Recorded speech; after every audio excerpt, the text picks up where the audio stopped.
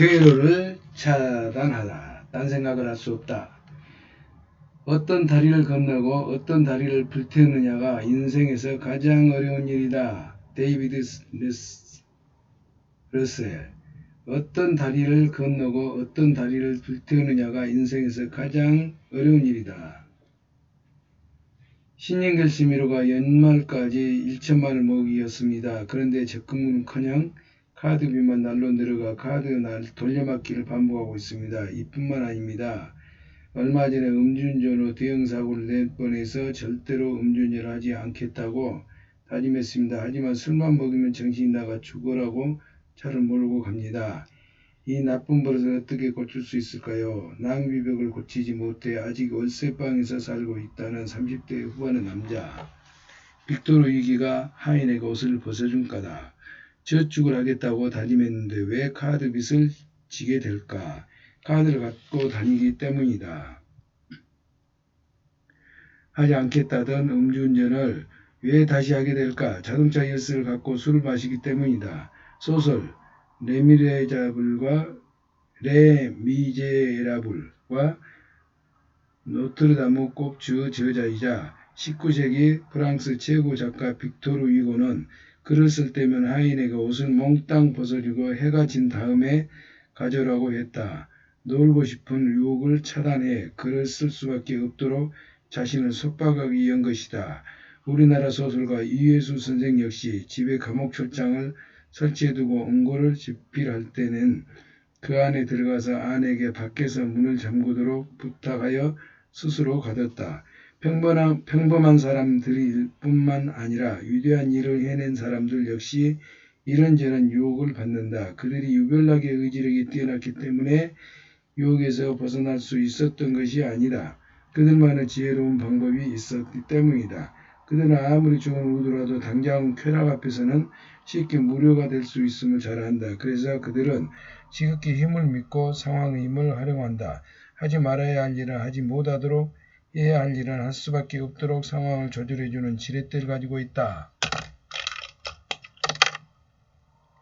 저축을 하겠다고 다짐했는데 왜 카드를 지니까? 카드를 갖고 다니기 때문이고 하지 않겠다는 음주운전을 다시 하게 될까? 자동차 열쇠를 갖고 술을 마시기 때문이다.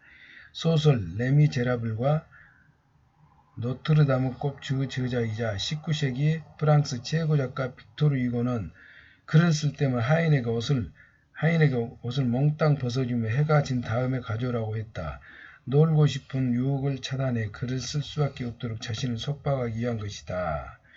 이회수 선생 역시 감옥 철장을 설치해두고 원고를 집필할 땐 그 안에 들어가서 아내에게 밖에서 문을 잠그도록 부탁하였다. 평범한 사람들 뿐만 아니라 위대한 일을 해낸 사람들 역시 이런저런 유혹을 받는다. 그들이 유별나게 의지력이 뛰어났기 때문에 유혹에 벗어날 수 있던 것이 아니다. 지혜로운 방법은 바로 좋은 의도로 당장 쾌락 앞에서 쉽게 무력화되기 때문에 그들의 자극의 힘을 받고 상황의 힘을 활용한다. 하지 말아야 의도로.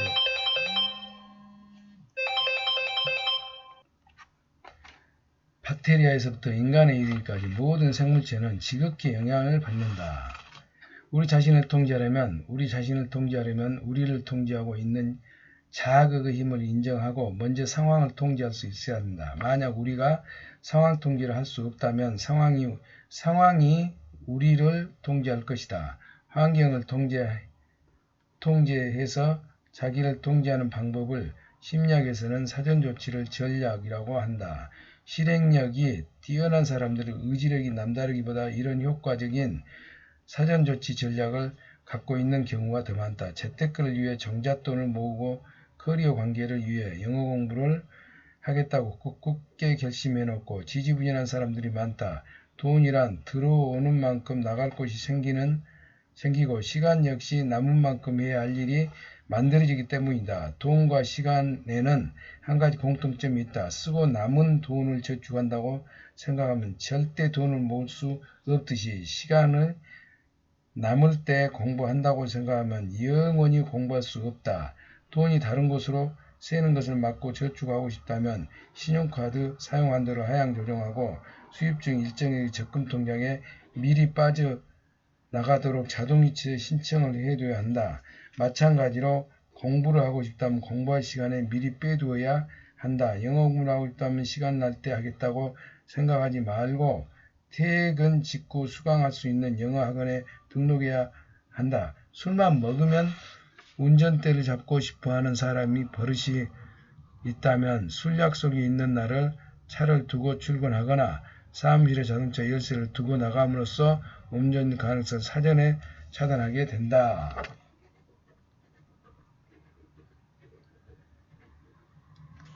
다리에 불을 질러 퇴로를 차단하다. 나폴레옹은 죽음을 무릅쓰고 싸우기 위해 북한에게 건너왔던 다리를 불지르라고 명령했다. 위대한 정복자 줄리어스 시저나 무적의 해적 바이킹 역시 육지에 도착하면 자신들의 배에 불을 질렀다. 모두 도망갈 구멍을 막고 퇴로를 차단해야 죽기 살기로 싸워 이길 수 있을 것을 알고 있기 때문이다. 한 고조의 명장 한신은 전쟁할 때 전세가 불리해지면 병사들이 도망갈 염려가 있기 때문에 강물 뒤로 해서 진을 쳤다. 그래서 물에 빠져 죽으나 싸워 죽으나 마찬가지라고 생각한 병사들은 죽을 힘을 다해 싸워 전쟁에서 이기게 되었으므로 이로 인해 배수진을 친다. 배수지진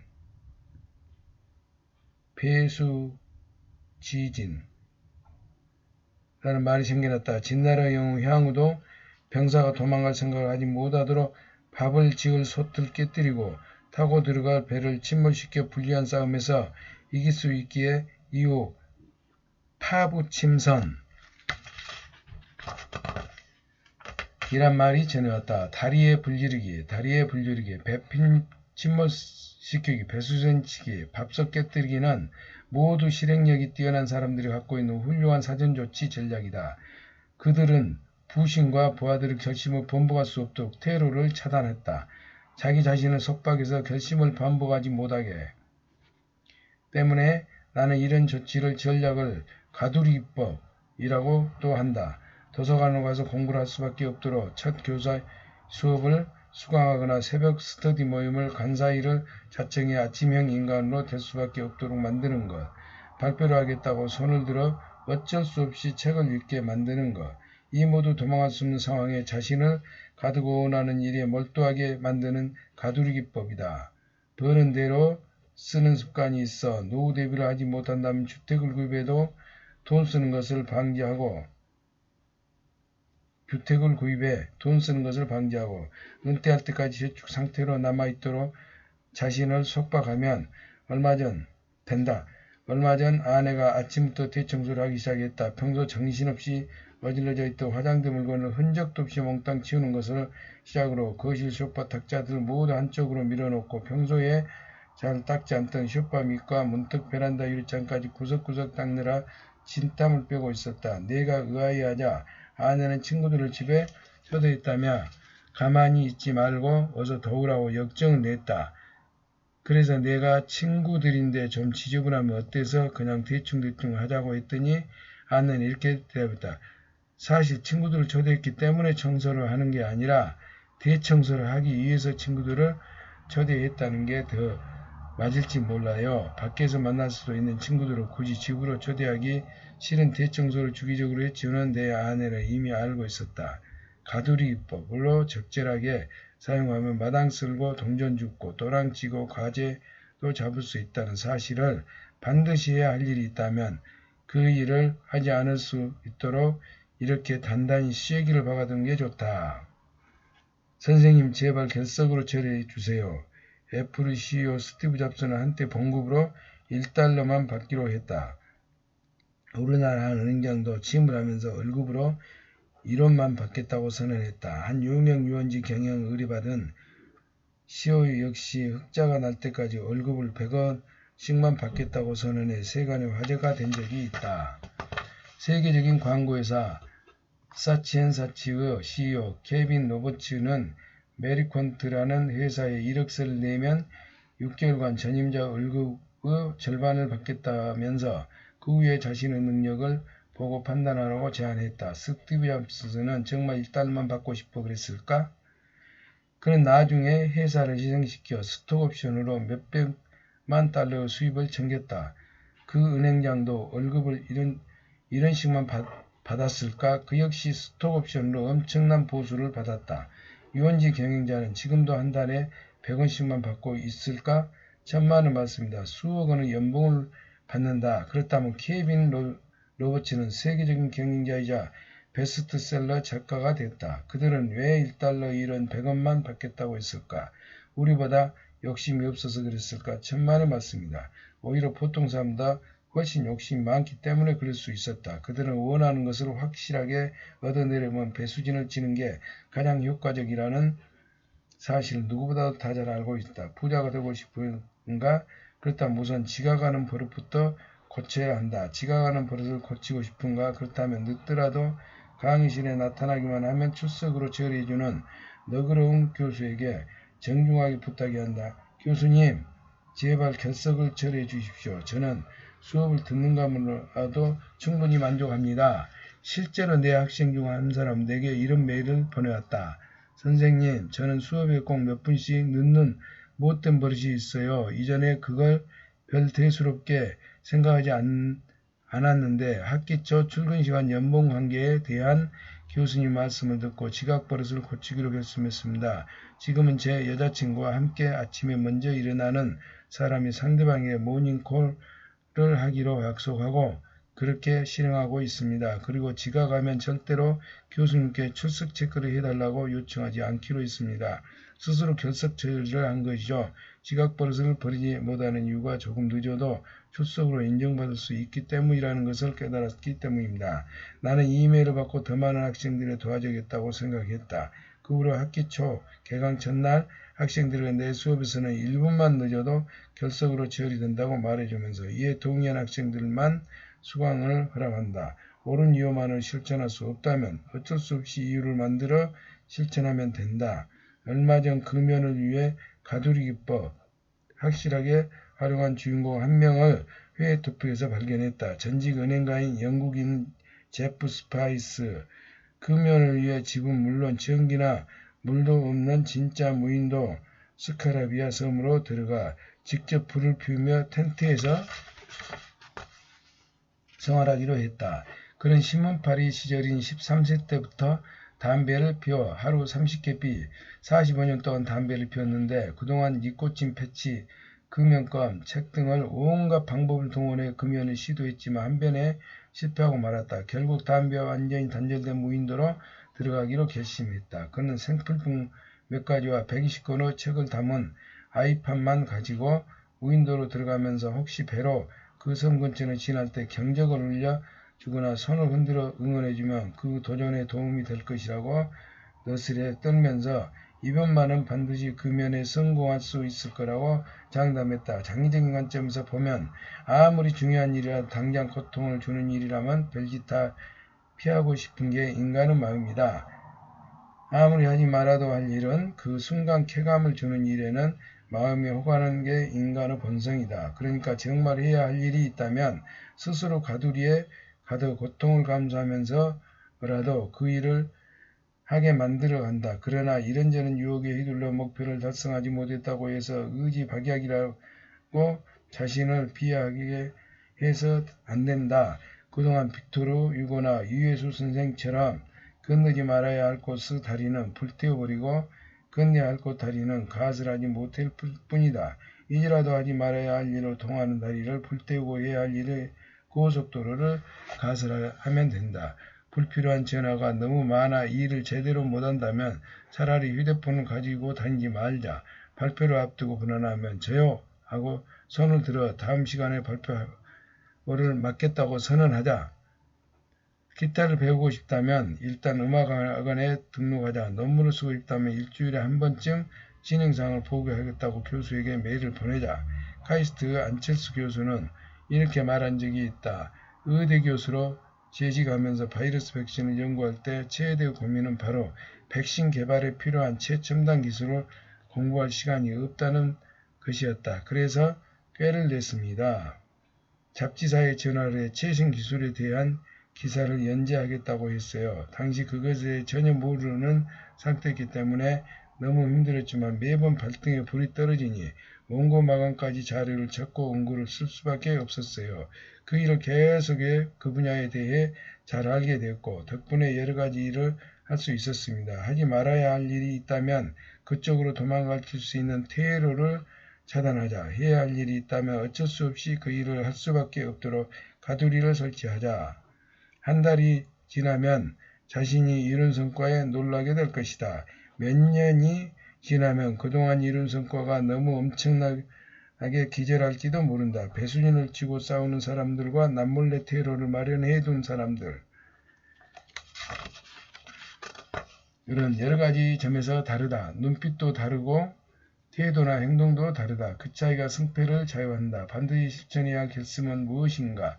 그대의 꿈을 이루기 위해 그대가 불길러야 할 다리, 침몰시켜야 할 때는 무엇인가? 배는 무엇인가? 그대를 가두리는 무엇인가? 꼭 해야 할 일이나 반드시 달성해야 할 목표인데 당장의 유혹에 휘둘려 빠져나갈 수 없는 구명이 있어 실천하지 못하고 있는 일은 무엇인가? 그 일이 어쩔 수 없이 하게 된다는 사전조치 전략들을 찾아보자. 사전조치 전략 중 한 가지를 선택해서 곧바로 실천하게 하고 그 결과를 적어보자. 사이렌의 유혹을 이겨낸 오디세우스 도구. 트로이 전쟁에서 승리한 오디우스는 사랑하는 가족이 기다리고 있는 고향으로 돌아가는 길에 미녀 카르케의 유혹에 빠져 가족들을 잊고 그녀와 동거를 하게 된다. 뒤늦게 정신을 차린 오디우스는 카르케의 인류를 뿌리치고 다시 고향으로 향해 배를 띄운다. 그러나 고향으로 가려면 반드시 이타나 섬을 지나쳐야 하는데 그곳에 달콤한 노래로 선원들을 유혹에 잡아먹는 바다 요정 사이렌 자매가 살고 있었다.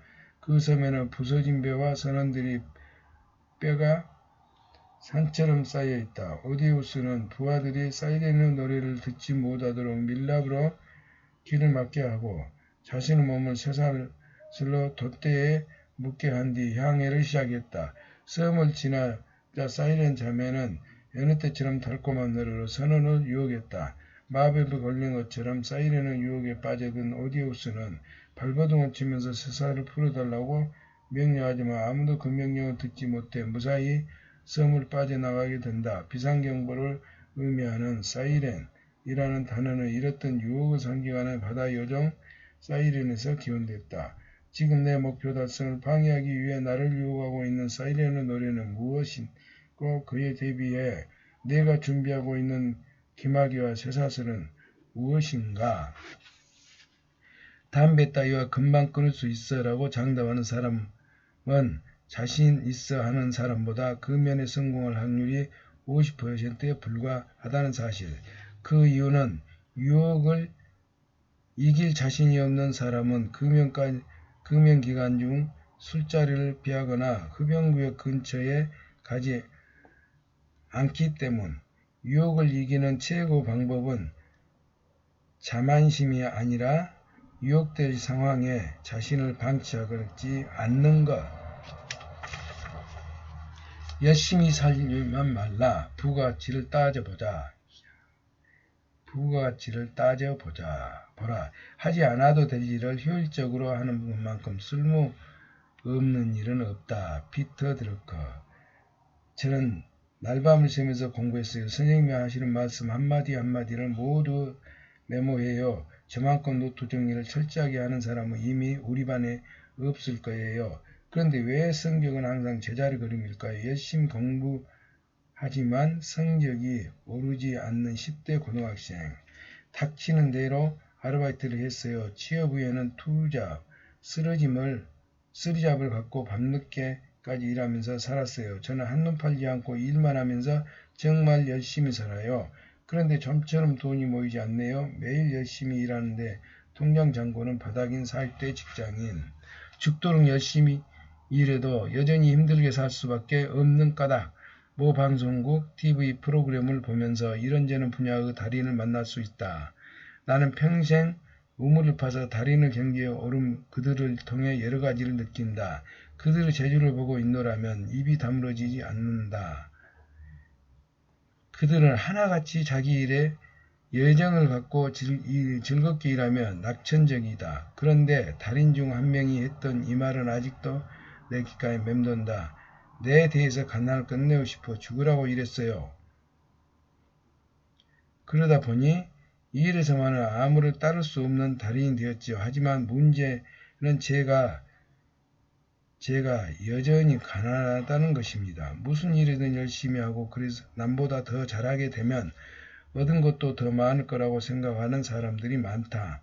하지만 안타깝게도 그런 착각인 경우가 많다. 효율성과 효과성은 엄연히 다르기 때문이다.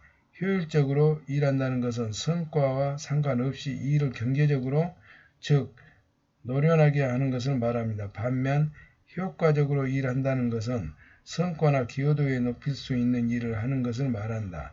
많은 사람들이 효과성은 고려하지 않으면서 그냥 일을 열심히 한다. 그래서 세상은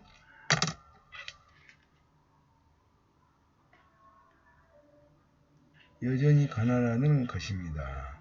하지만 문제는 여전히 가난하다는 것.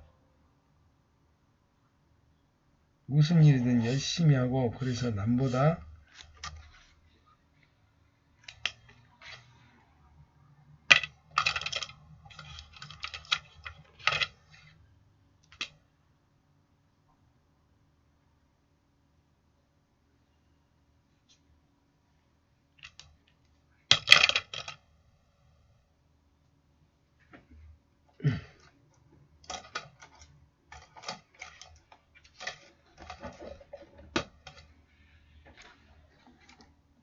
효율적으로 일한다는 것은 성과와 상관없이 일을 경제적으로 노련하게 하는 것을 말한다.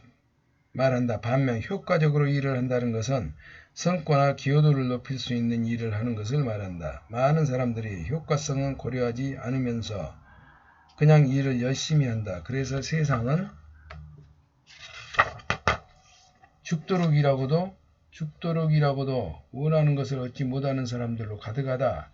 누구보다 열심히 일해서 그 일을 누구에게 노련하게 해내지만 원하는 것을 얻지 못한다면 그건 가치나 기여도가 낮은 일을 선택했기 때문이다.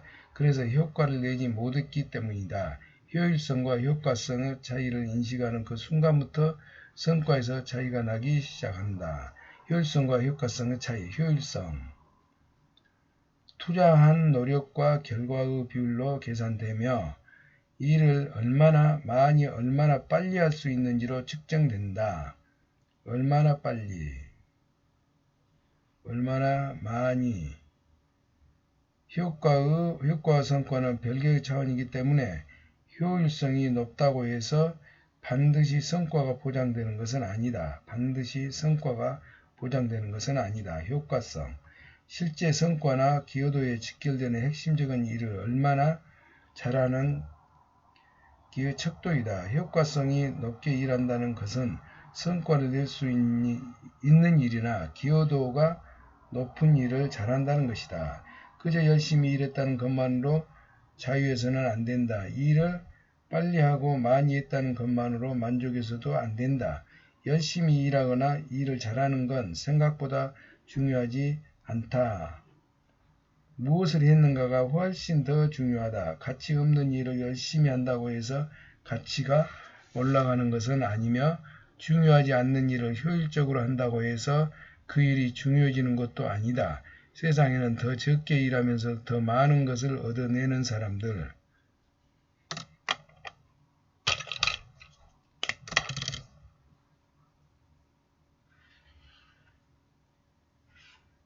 그래서 풍요로운 삶을 살면서도 여유를 살아가는 사람들이 있다. 그들은 언제나 효율성보다 효과성을 먼저 생각한다. 무리하게 지필 작업을 해서 요통을 한동안 고생한 적이 있었다. 그래서 요통치료를 위해 동네 사우나에서 스포츠 마사지를 받았다. 마사지가 아픈 곳을 귀신처럼 잡아내 마사지를 해주니 금방 나을 것처럼 시원했다. 그에게 경력을 물어봤더니 12년째라고 하면서 이제 마사지가 손에 익어 전혀 힘이 들지 않기 때문에 다른 일을 할 수 없다고 말했다. 손님이 없을 때면 언제나 컴퓨터 고수도 게임을 몰두하고 있는 그분을 보면서 나는 이런 생각을 했다. 손님이 없는 그 시간에 매일 인터넷에서 창업 성공 사례를 찾아보거나 경제 경영이 서적을 읽는다면 몇 년 후 그 사람은 스포츠 마사지 빌딩 소유주가 되어 있을지도 모르는데 날밤을 새면서 공부를 해도 성적이 오르지 않는다면 남다른 재주를 갖고 더 많은 일을 해도 성과가 오르는 것도 아니고 크게 기여하는 것도 없다면 잠시 하던 일을 멈추고 자신의 하루를 가만히 돌아봐야 한다. 효과성이 떨어지면 일만 골라서 하고 있는 것이 아닌지 따져봐야 한다.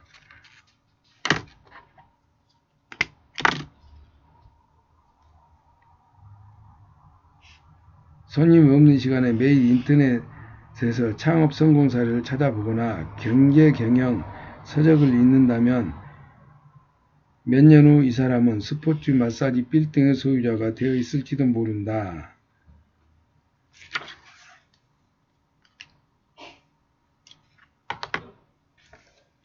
죽도록 일하고도 원하는 것을 얻지 못하는 사람들로 가득하다.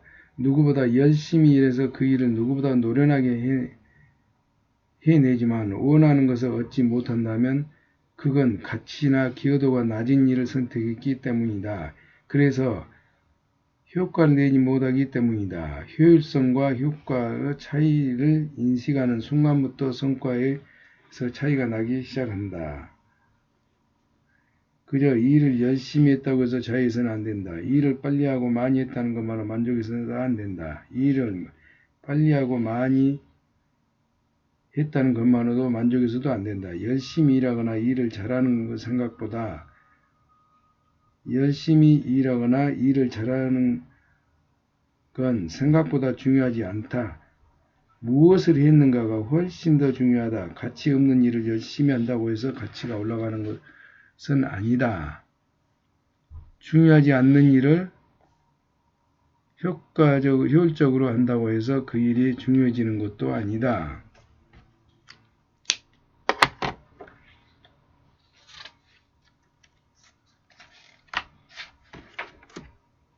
가치가 낮은 일을 찾아 성과가 높은 일로 대체하자.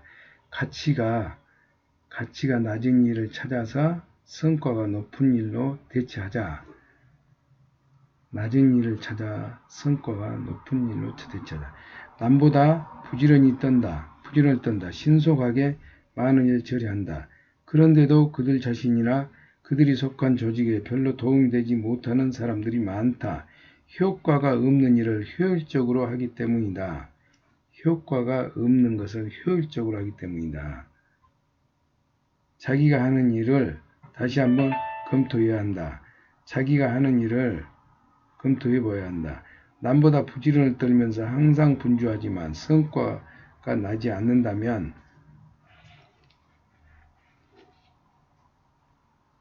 열정적으로 일을 벌여도 조직의 변화가 일어나지 않는다면 지금까지와는 다른 각도에서 그 일을 살펴봐야 한다. 열심히 하는 것 같지만 성과가 오르지 않는 개인과 집단에게 몇 가지 공통점이 있다. 첫째, 어려운 일보다는 익숙하거나 쉬운 일을 선택한다.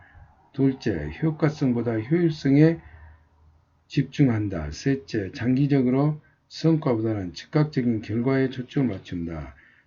중요하지 않는 일에 중요한 에너지를 투자하지 말자. 쓸모없는 일에 실용가치가 많은 시간을 투자하는 것만큼 어리석은 것은 없다. 네 가지로 시간과 에너지를 투자하고 있는 일은 무엇인가? 쉽고 익숙한 일. 그래서 크게 노력하지 않고도 할 수 있는 일인가? 아니면 당장은 어렵지만 훗날 크게 성과를 낼 수 있는 일인가? 어제와 다른 내일과 남다른 삶을 원한다면 반드시 충족시켜야 하는 전제 조건이 있다.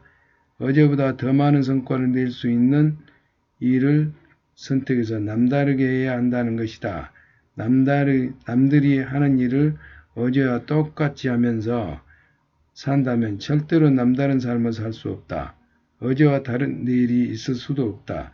쉬운 과목 대신 학점 받기를 어렵지만 중요한 과목을 선택하면 더 나은 미래를 맞이할 수 있다. 손쉽고 편한 아르바이트 대신 정말 일하고 싶은 분야의 일터에서 무보수로 일을 해본다.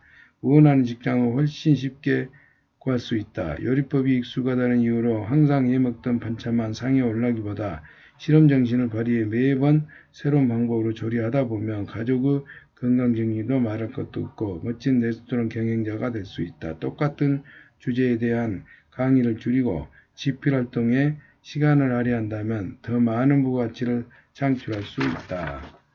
나는 어디에 속하는가? 낮은 효과성, 낮은 효율성, 쉬운 일 부가가치나 실제 기여도가 낮은 일을 주로 선택한다. 그러나 남다르게 더 많은 일을 하거나 더 잘하지도 못한다.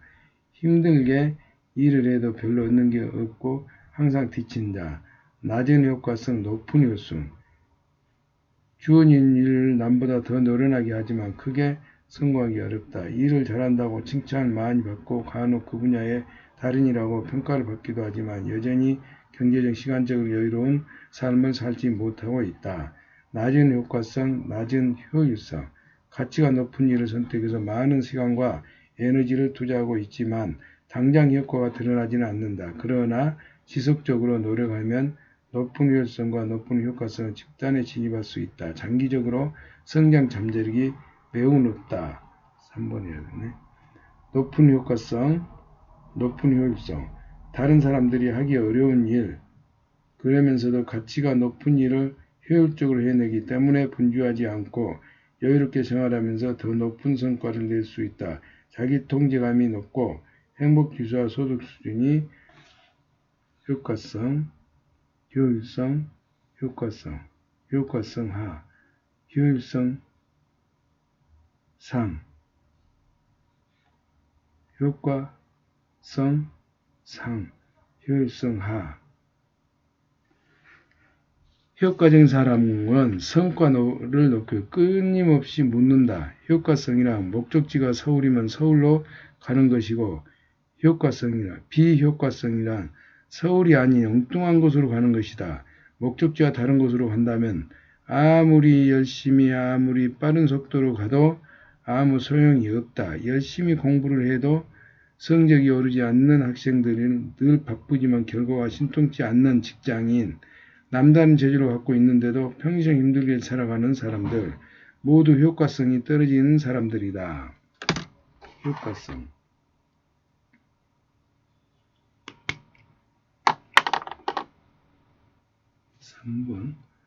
높은 효과성, 낮은 효율성. 같은 가치가 높은 일을 선택해서 많은 시간과 에너지를 투자하고 있지만 당장 효과가 드러나지는 않는다. 그러나 지속적으로 노력하면 높은 효율성과 높은 효과성은 집단에 지집할 수 있다. 장기적으로 성장 잠재력이 매우 높다. 3번이네. 3번. 효율성 이제 3번. 효과성은 목적지가 서울이면 서울로 가는 것이고 비효과성은 서울이 아닌 엉뚱한 곳으로 가는 것. 목적지와 다른 곳으로 간다면 목적지와 다른 곳으로 아무리 열심히 빠른 속도로 가도 아무 소용이 없다. 열심히 공부를 해도 성적이 오르는 학생들, 늘 바쁘지만 신통치 않은 직장인, 남다른 재주를 갖고 있는데도 평생 힘들게 살아가는 모두 사람들 모두 효과성이 떨어지는 사람들이다. 비효과적인 사람들은 현재의 관점을 상황을 바라보면서 단지 그들에게 친숙하거나 당장 하기 쉽다는 이유로 일을 택하는 경향이 있는 반면 효과적인 사람들은 미래 관점에서 가치를 창출하기 기여도가 높은 일을 선택한다. 그들은 무슨 일을 하건 전략 단계로부터 항상 효과성을 먼저 따진다. 효과성. 실행 단계에서도 그 일이 어떤 결과를 초래할지 효과성이란 더 큰 일은 무엇인지에 대해 끊임없이 질문하면서 일을 한다. 그들은 대개 이런 식의 질문 습관을 갖고 있다. 첫째, 나는 지금 어떤 일을 하고 있는가? 비효과적인 사람들은 그냥 습관적으로 일을 하지만 효과적인 사람들은 아무 생각 없이 그냥 일하지를 않는다. 그들이 간간히 멈추고 자신이 어떤 일을 하루를 보내는지 점검하면서 그 일을 통해 얻고자 하는 것이 무엇인지 묻고 또 묻는다. 둘째, 내가 하고 있는 일이 성과나 기여도에 얼마나 직결되는가? 이 질문은 매우 중요하다. 실제로 많은 사람들이 자신이 하고 있는 일이 어떤 결과를 초래하고 성과와 얼마나 직결되는지 생각하지 않고 일하기 때문에 성과와 무관한 일에 너무 많은 시간과 에너지를 낭비하고 있다. 효과적인 사람들은 일이 만족스럽게 돌아가고 있을 때조차 효과성이 더 높은 일이 무엇인지 끊임없이 찾아본다. 셋째, 내가 하고 있는 일 중에 성과와 무관하거나 방해가 되는 일은 무엇이고 그 대신 지금부터 더 많은 일을 해야 할 일은 무엇일까? 효과적인 사람들은 수시로 기대했던 바와 결과를 비교하면서 장기적인 관점에서 하지 말아야 할 일은 줄이고 그 대신 부과 같이 실제 기여도가 높은 일에 시간 노력을 더 많이 투자하려고 애쓴다. 효과적인 삶을 살고 싶다면 효과적인 사람들이 갖고 있는 습관을 자신의 것으로 만들면 된다. 지금 하고 있는 효과성이 떨어지고 기여도가 낮은 일은 무엇이고 더 풍요로운 삶을 살기 위해 지금부터 더 많은 시간, 에너지를 투자해야 할 효과성 높은 일은 무엇인가? 효과성과 기여도가 낮은 일을 선택하여 만족한 삶을 살지 못하고 있는 사람들을 찾아서 적어보자. 내가 하고 있는 부가치와 기여도가 낮은 일, 즉 효과성이 떨어지는 일을 찾아보자. 장기적인 안목으로 봤을 때 지금부터 더 많은 시간을 투자해야 할 일을 한 가지를 찾아 당장 실천할 수 있는 일부터 행동에 옮겨보자. 18년 동안 돌을 닦은 18루피를 벌다. 선생님, 제가 물 위에 걸어 겐제스강을 건널 수 있게 되었습니다. 한 수행자가 인도 정신지도자 리마크리슈나를 찾아가 의기양양하게 자신의 노력을 고했다. 눈을 지그시 감고 듣던 리마크리슈나가 물었다. 그래서 몇 년이나 수련을 했는가? 제자는 대답했다. 18년이나 걸렸습니다. 스승은 다시 물었다. 이보고 겐제스강 건너는데 뱃삭은 얼마인가? 제자는 대답했다. 18루피라고 들었습니다. 이 말을 들은 리마크리슈나가 수행자에게 말했다. 자네는 18년 동안 노력해서 겨우 18루피를 벌었네. 물 위를 걷는 것 자체는 생각보다 중요하지 않다. 그것으로 무엇을 얻느냐가 훨씬 더 중요하다. 사람이 아무리 빨리 달려도 차보다 더 빨리 뛸 수는 없다. 아무리 노력이 깊어도 소금쟁이처럼 물 위를 걸을 수는 없다. 내가 해야 할 일은 치타처럼 뛰는 것이 아니다. 소금쟁이처럼 물 위를 걷는 것도 아니다. 나만이 할 수 있는 더 중요한 일이 있어야 한다. 내가 앞으로 18년 동안 시간과 에너지를 투자해야 할 부가치와 실제 기여도가 높은 일, 그래서 남다른 성과를 낼 수 있는 정말 중요한 일은 무엇인가? 스승님, 물 위를 걷기에 제가 무엇을 얻게 될까요? 18루피.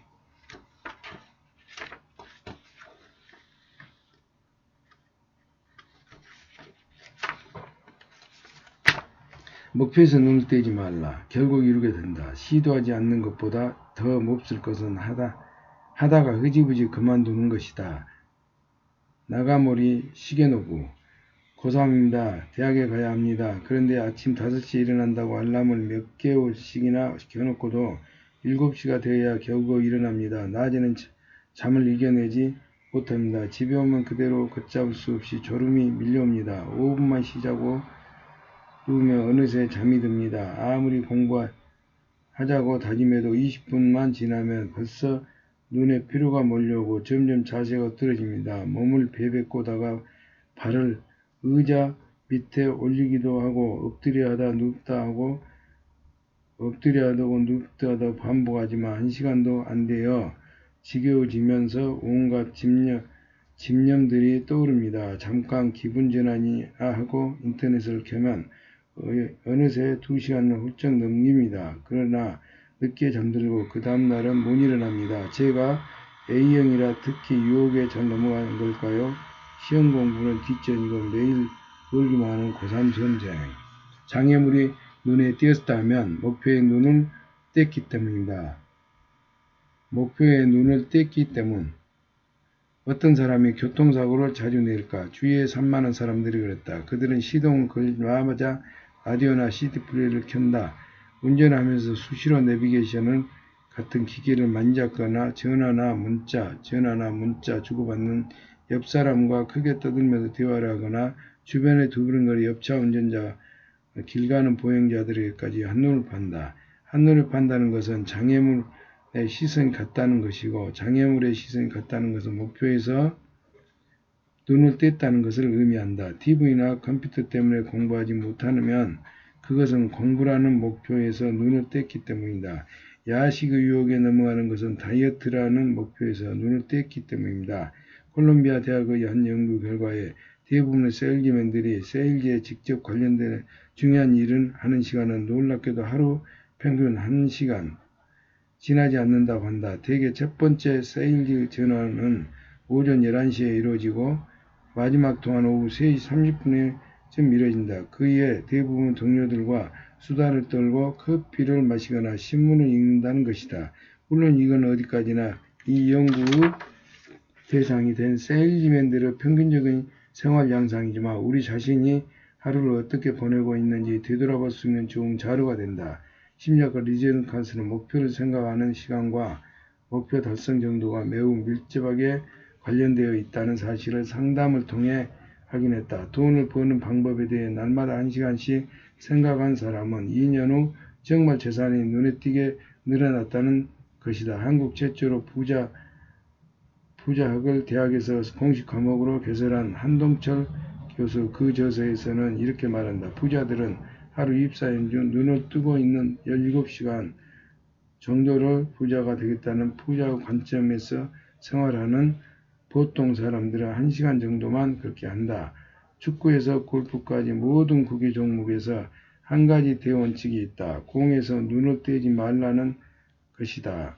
원하는 것이 있다면 그것에서 눈을 떼지 말아야 한다. 행복한 사람들은 행복한 일과 행복하게 될 수 있는 방법을 생각하며 시간을 보낸다. 하지만 불행한 사람들은 불쾌한 일, 기분 나쁜 사람들은 생각하며 대부분 시간을 보낸다. 자녀와 관계 때문에 상담을 받으러 온 엄마에게 이렇게 질문을 했다. 하루 중 얼마나 아이에 대한 생각을 하십니까? 그녀가 그 하루 종일 이 아이에 대해 생각합니다. 라고 대답. 구체적으로 어떤 생각들을 하는지 확인했더니 이런 내용들이었다. 도대체 전생에 무슨 죄가 있어서 왜 하필이면 저런 애가 내 자식으로 태어났는지, 저 얘기만 아니면 나는 그녀의 자녀와 좋은 관계를 만드는 것이 목표라면 그것을 이룰 수 있는 생각을 해야 한다고 말해주면서 다음과 같은 생각을 얼마나 하는지 물었다. 아직 모르고 있는 내 아이의 장점은? 이 아이의 장벽을 허물기 위해 내가 할 수 있는 일은 무엇일까? 내 아이가 나에게 듣고 싶은 말은 무엇일까? 내 말을 듣고 있던 그녀가 한숨을 쉬면서 이렇게 말했다. 그런 생각은 별로 해본 적이 없네요. 원하는 것을 얻고 싶다면 원치 않는 것, 피하고 싶은 것이 아니면 원하는 것과 그것을 얻을 수 있는 방법에 대해 생각하는 시간을 더 많이 가져야 한다. 언젠가 손님이 없는 동네 삼겹살 집주인과 이야기할 기회가 있었다. 이런저런 이야기를 하다가 손님이 없어 죽겠다. 이렇게 했다. 손님이 오지 않는 이유와 오고 싶게 만들 수 있는 방법을 모조리 찾아 목록을 작성해 본 적이 있나요? 어떻게 하면 오는 손님이 다시 오고 싶게 만들 수 있을지 궁리하느라 한나절을 꼬박 보내본 적이 있나요? 짐작대로 그 얼른 대답하기를 못했다. 그는 평소 한가득 바로 옆에 새로 개업한 식당을 비난하거나 정부 정책에 대해 투덜거리지 않으면 TV 채널을 돌리기에 바빴다. 뒤를 돌아본 그것은 갈 길을 정하지 못하기 때문이다. 다른 이성에게 눈이 간다는 것은 파트너에게 눈을 뗐기 때문이다. 목표 달성에 실패하는 사람들에게 몇 가지 특성이 있다. 첫째, 목표를 대한 절실한 동기가 없다. 둘째, 유혹에 쉽게 휘둘린다. 셋째, 목표를 잊고 지내는 시간이 많다. 원하는 것을 얻고 싶지만 유혹에 굴복하고 만다. 헨리 포드 다음 말을 떠올리자. 장애물이란 당신은 목표에서 눈을 볼 때 나타나는 것이다. 목표에 눈을 고정하고 있다면 장애물은 보이지 않는다.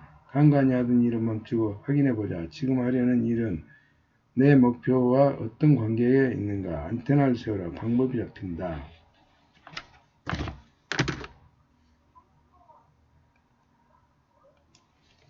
안테나를 세우라. 방법이 잡힌다. 내가 만난 어느 광고 기획자는 이렇게 말했다. 처음에는 아이디어가 떠오르지 않아 정말 괴로웠어요. 하지만 몇 년 동안 책을 보거나 밥을 먹거나 술을 마실 때조차 깨어있는 시간 내내 죽으라고 광고만 생각했어요. 그랬더니 서서히 아이디어가 제 머릿속에 찾아 들어오기 시작했어요. 어떤 분야에서 두각을 나타내는 사람들에게는 공통점이 있다. 목표가 명확하고 자나깨나 그 목표에서 눈을 떼지 않는다는 것이다. 헝가리 축구 영웅인 페렌치 푸스카스는 우승의 비결을 이렇게 얘기했다. 나는 많은 시간을 축구를 한다. 공을 찰 수 없을 때는 축구에 대해 얘기를 한다. 축구에 대해 얘기하지 않을 때에는 축구에 대해 생각을 한다. 그는 깨어있는 그 모든 시간을 축구 생각만 하며 살았다. 그리하여 축구의 명인이 되었다. 85세에 숨을 거두기 직전까지 4,000회 이상 콘서트를 했던 건반이의 사자 빌렘 바크하우스에게 기자가 물었다. 선생님, 연주하지 않는 때는 주로 뭘 하십니까? 물끄러미 그 기자를 쳐다보던 그는 퉁명스럽게 대답했다. 연주하지 않을 땐 연습을 하지. 초등학교도 졸업하지 못했던 국제 발명특허 62개를 받아 대한민국 훈장 2개를 발명특허 대상을 받고 장량실상의 5회나 수상해 초정밀 가공 분야 명장으로 추대되는 김규환 명장. 김규환 특허 명장. 특허 명장.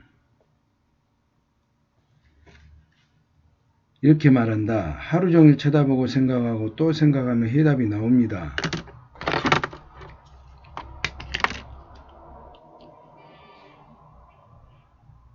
초등학교 졸업도 못했지만 국제 발명 특허 62개를 받아 대한민국 훈장 2개 발명 특허 대상을 받고 장량실상을 5회나 수상해 초정밀 가공 분야 명장으로 추대된 김규환 명장은 이렇게 말한다. 하루 종일 쳐다보고 생각하면 또 생각하면 해답이 나옵니다. 가공기계 개선을 위해 석 달 동안 고민하다 꿈에서 해답을 얻어 해결하기도 했습니다. 지지지지 중지 행행행성 이라는 말이 있다. 가고 또 가다 보면 알게 되고 행하고 또 행하게 되면 이루게 된다는 말이다. 목표에 대해서 생각하고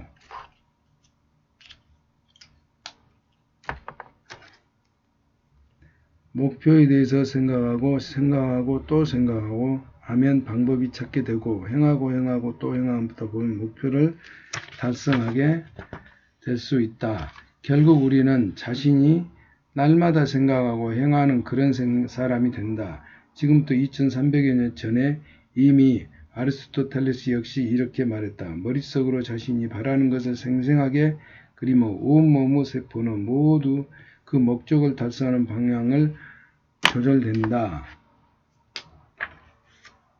아리스토텔레스 역시 머릿속으로 자신이 바라는 것을 생생하게 그리면 온몸의 세포는 모두 목적물을 달성하는 방향을 조절된다. 방향으로 조절된다. 2300여 년 전에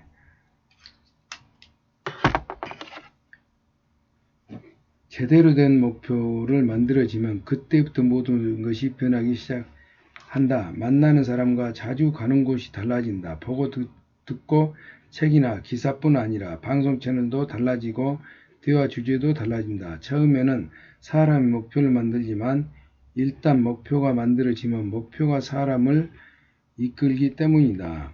한 가지 목표에 몰두하면 되뇌의 망상체가 고성능 필터를 작동시킨다. 그래서 목표와 관련된 것들에 대해서는 민감하게 반응하고 나머지는 무시한다. 어떤 브랜드 차를 사기로 결정하면 이전에는 몰랐던 사실을 한 가지 깨닫게 된다. 도대체 어디서 쏟아져 나왔을까 할 정도로 그 차가 도로에 많다는 사실을 말한다. 하지만 그 차들이 이전에도 있었다.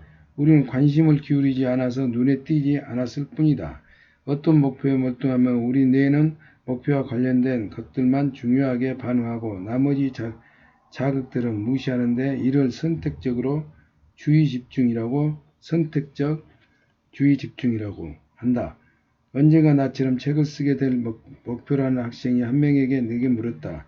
교수님, 그때그때 해야 할 일이 많은데 목표에서 눈을 떼지 않으면 어떻게 해야 할까요? 그래서 나는 그에게 오늘 저녁 할 일이 무엇인지 물었다. 그가 여자친구와 영화를 보기로 했다고 해서 나는 이렇게 말했다. 그렇다면 영화를 즐겨라. 그리고 영화를 보면서 책을 쓸 때 그 영화를 어떻게 활용할지 생각하면 즐겨라. 목적의식을 갖고 산다는 것은 목표만을 생각하고 다른 일을 하지 말라는 것이 아니다.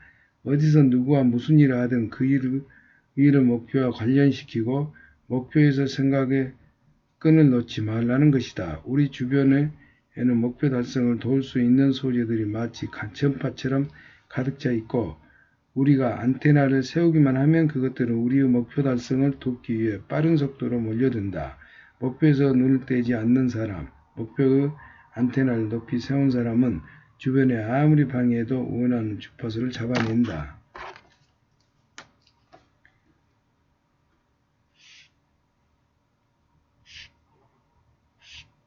목표에서 눈을 떼지 않는 사람, 목표의 안테나를 높이 세운 사람은 주변에서 아무리 방해를 해도 원하는 주파수를 잡아낸다. 목적의식을 갖고 산다는 것은 목표만을 생각하고 다른 일을 하지 말라는 것이 아니다. 어디서 누가 무슨 일을 하든 그 일을 목표와 관련시키고 목표에서 생각의 끈을 놓지 말라는 것이다. 우리 주변의 목표 달성을 도울 수 있는 소재들이 마치 전파처럼 가득 차고 우리가 안테나를 세기만 하면 된다.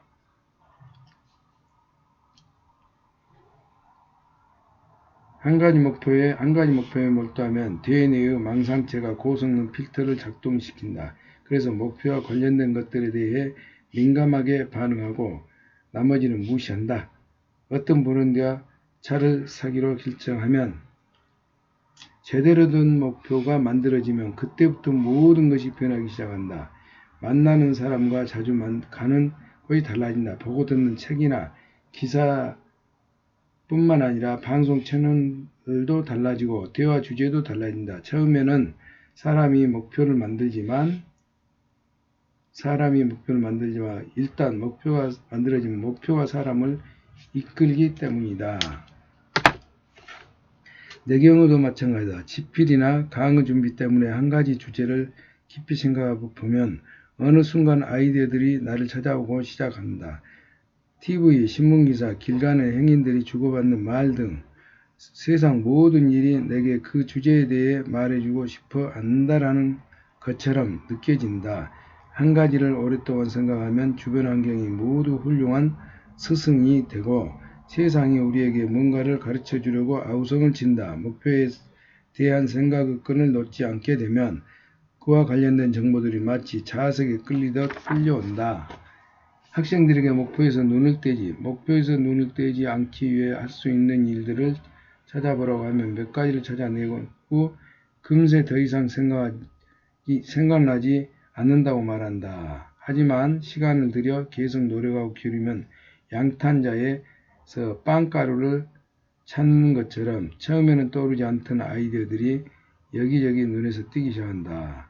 초등학교 시절 미술 시간에 가로수를 그리노라 애먹는 적이 있다. 도저히 똑바로 그릴 수가 없었다. 그러자 선생님께 말씀하셨다. 가로수를 제대로 그리지 못한 것은 그걸 제대로 관찰하지 않았기 때문이다. 충분히 관찰해라. 그런 다음 본대로 그려봐라. 정말 맞는 말씀이었다. 나는 오랜 시간 관찰한 후에야 똑바로 선 가로수를 그릴 수 있었다. 그림을 제대로 그리려면 그 대상을 충분히 관찰해야 하듯 방법을 찾아내며 인내심을 갖고 충분히 생각의 시간을 가져야 한다. 다음은 내 강의를 듣고 난 후 목표에 집중하기 위해 노력하고 있다는 한 취업준비생이 보내온 메일이다. 그림을 제대로 그리려면 그 대상을 충분히 관찰해야 하듯 방법을 찾아내려면 인내심을 갖고 충분히 생각할 시간을 가져야 한다.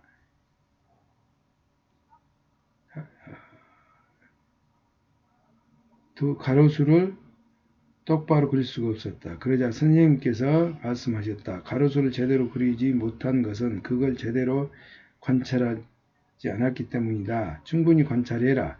그런 다음 본대로 그려라. 정말 맞는 말씀이셨다. 오랜 시간 관찰한 후에야 똑바로 선 가로수를 그릴 수 있었다. 컴퓨터를 켜면 인터넷 기사를 먼저 찾아보는 습관이 있습니다. 댓글을 보면 꼬리에 꼬리를 물고 봐야 할 기사가 나타납니다. 인터넷 기본 페이지가 포털 사이트로 설정되어 있기 때문입니다. 그래서 인터넷 시간 줄이고 공부 시간을 늘리기 위해 기본 페이지를 제가 취업하고 싶은 회사의 홈페이지로 설정해 놓고 바탕화면에 그 회사의 로고를 깔았습니다. 지금 취업 준비를 하고 있는데 한 번은 너무 공부하기 힘들어서 밤중에 그 회사 본사 빌딩으로 갔어요. 그리고 그 빌딩 정문으로 출퇴근하는 제 모습을 떠올랐죠. 이 회사가 반드시 입사한다는 다짐을 잊지 않기 위해서요. 또 그 회사가 글로벌 기업이라 영어로 생각하는 습관을 들여야 해서 저에게 Thank you in English라는 예약 문자를 주기적으로 보냅니다. 하루 1%라도 매일 목표와 관련된 일을 하자. 매일 시간을 정해 목표에 대하여 생각을 갖자. 매일 아침 눈을 뜨자마자 목표를 생각하고 일을 떠올리자. 잠자리에 들면서도 목표를 떠올리며 그날 했던 일을 점검하자. 하루 중 특별한 시간을 택해 목표를 생각할 시간을 정해두는 게 좋다. 생각할 시간을 정해두면 잊어버릴 염려가 없다. 야구선수 행크 아론은 이렇게 말했다. 매일 정신없이 연습을 하다 보면 어느 날 야구공이 수박덩이처럼 크게 느껴진다. 목표를 달성하려면 목표 시야에서 멀어지지 않게 하고 목표 달성이 쉽게 느껴지려면 날마다 그 일을 해야 한다. 성공하는 사람은 아무리 정신없이 바쁘게 지내더라도 장차 이루고 싶은 것이 무엇인지 알려주는 삶의 북극성을 마음속에 품고 산다. 사람들은 눈앞에 닥친 일은 호들갑 떨면서 과대평가하면서도 10년 후 중요한 일은 과소평가하는 경향이 있다. 만나지 않아도 될 동창을 만나 떨지 않아도 되는 수다를 떨고 보내지 않아도 될 문자 보내는 데는 시간을 쓰면서 10년 후 미래를 그때 위에 그만큼 시간을 투자하는 사람은 의외로 없다. 눈앞의 작은 일들이 눈에 보이지 않는 미래를 위한 중요한 일을 가리고 있기 때문이다. 지금 당장 요란하게 울리는 전화를 받아야 하고 눈앞의 상사가 시키는 이 긴급한 일에는 최선을 다해야 한다. 하지만 아무리 바빠도 미래를 위해 생각할 시간을 가져야 한다. 목표와 관련된 기사 하나라도 읽고 그 분야의 책 한 페이지라도 읽자. 자기 사업을 하고 싶다면 하루 한 명이라도 특별한 관계로 만들기 위해 노력하자. 10년 후에 책을 쓰고 싶다면 하루에 15분이라도 자료를 수집하고 아이디어를 정리하자. 20년 후 행복한 노후를 보내고 싶다면 배우자와 자녀에게 지금 해야 할 일이 무엇인지 생각한 시간을 갖자. 아무리 눈길 듯이 없이 바빠도 매일 잠깐 멈추고 미래를 위해 생각할 시간을 갖지 않으면 어느 날 문득 거울 속에 초라한 늙은 노인의 한 명과 마주보게 될 것이다. 그리고 이렇게 중얼거릴지 모른다. 이것이 내 인생의 결말이란 말인가. 하루 15분만 10년 후를 준비하는 시간으로 비축하자. 자신의 미래를 위해 하루 1%의 시간만을 절대로 아무에게도 빼앗기지 말자. 동몽 이상 같은 꿈 다른 생각. CEO가 되고 싶은 사람 누가 꿈을 이루게 될까? 점심 뭐 먹을까? 나도 성공하고 싶다. CEO처럼 생각하자. 미래에 대한 막연한 불안한 공포. 뭐 재밌는 일 없나? CEO가 되기 위해 오늘 할 일은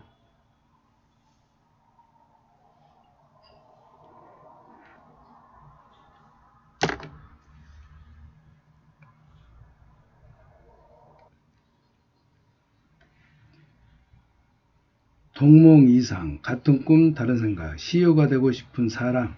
왼쪽, 누가 꿈을 이루게 될까? 자, 왼쪽은 정말 뭐 먹을까? CEO처럼 생각하자. 성공한 이들의 공통점은 더 좋은 방법은 없나? 피곤한 직장 상사, 불행, 불만, 10년 후 내 모습, 성적이 떨어진 건 또는 이유는 뭘까?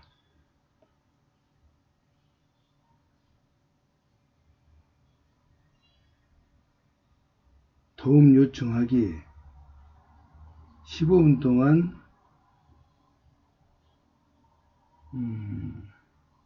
퇴근 후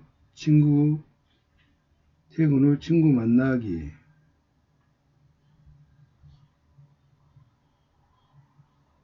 미래에 대한 걱정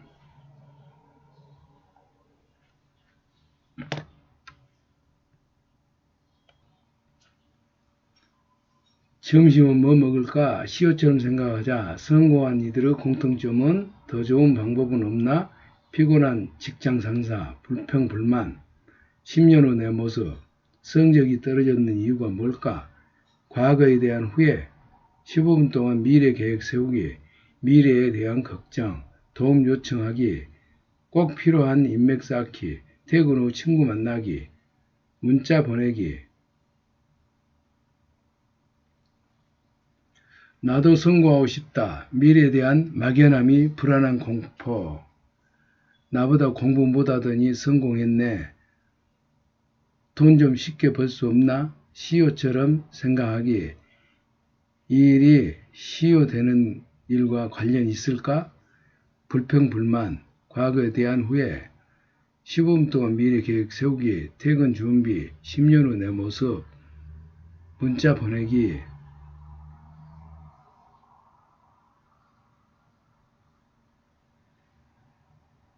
내가 진짜 하고 싶은 일은 어떻게 성공했을까? 이걸 보면 점으로 되어 있습니다. 나도 성공하고 싶다는 조그만 점, 어떻게 성공했을까는 조그만 점, 내가 진짜 하고 싶은 일은 조그만 점, 10년 후 내 모습도 조그만 점, 15분 동안 미래 계획실도 그 조그만 점, CEO처럼 생각하기 조그만 점. 근데 그 굵은 점은 나보다 공부 못하니 성공했네. 돈 좀 쉽게 벌 수 있을까? 뭐 재미있는 일 크고 미래에 대한 막연한 불안한 공포, 뒷담화, 문자 보내기, 퇴근 준비 이렇게 굵습니다. 생각을 자기가 어떻게 되는가 심히 염려스럽습니다. 목표에서 눈을 떼지 않으려면 무엇을 하고 누굴 만나야 하는가? 뭔가를 크게 이룬 사람들은 목표에서 눈을 떼지 않기 위한 그들만의 방법을 갖고 있다. 그들은 목표를 잊어버리지 않게 해주는 자극을 갖고 있다. 목표 행동을 불러일으킬 수 있는 자극을 촉발 자극이라고 한다. 세 가지 유형이 있다. 첫째는 언어적 및 상징적 촉발 자극이다.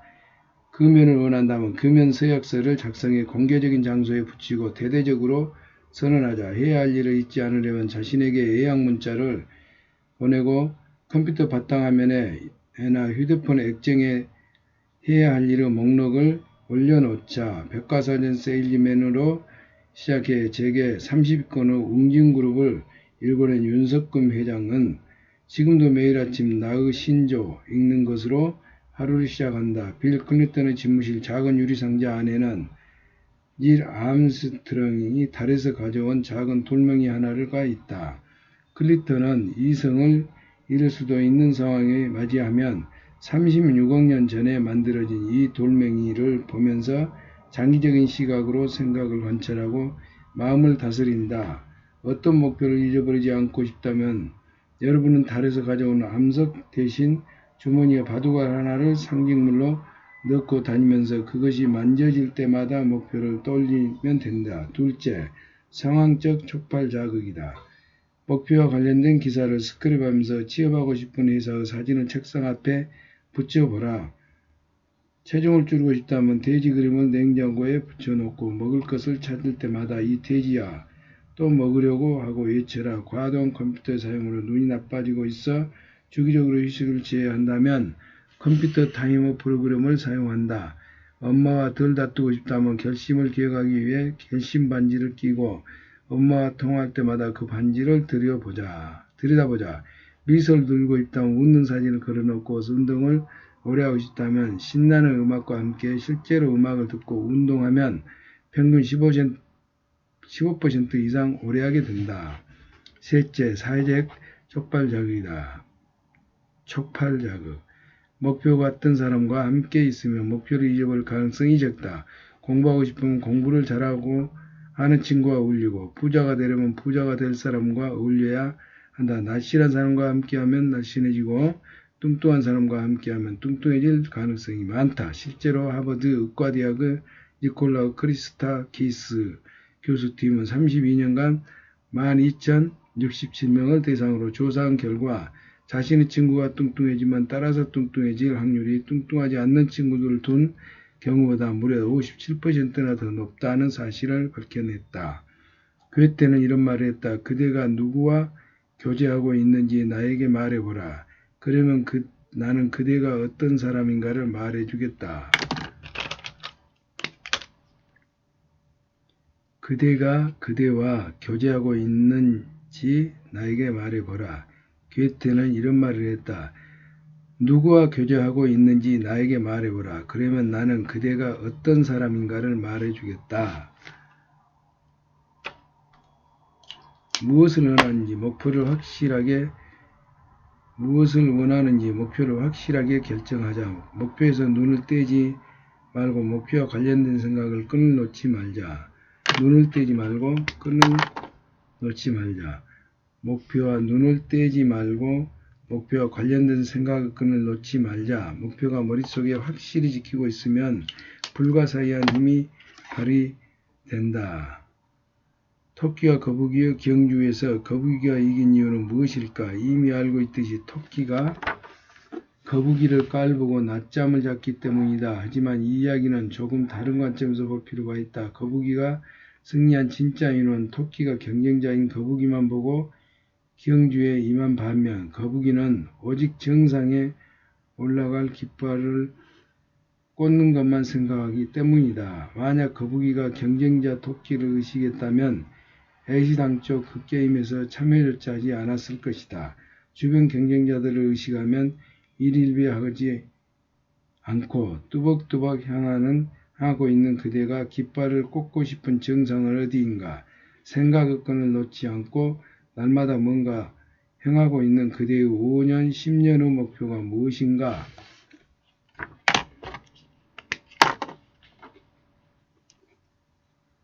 만약 거북이는 오직 정상에 올라 깃발을 꼽는 것만 생각했기 때문이다. 그대가 깃발을 꽂고 싶은 정상은 어디입니까? 생각의 끈을 놓지 않고 날마다 뭔가 생각하고 그대의 5년, 10년 후 목표는 무엇인가? 목표를 세우거나 다짐하고도 다른 일 때문에 잊어버리고 제대로 실천하지 못한 일들을 찾아보자. 지금이라도 반드시 달성하고 싶은 목표 한 가지를 골라보자. 그 목표에서 눈을 떼지 않기 위해 내가 사용할 수 있는 방법 중 한 가지를 찾아 당장 실천하자. 그러면 활을 쏘라.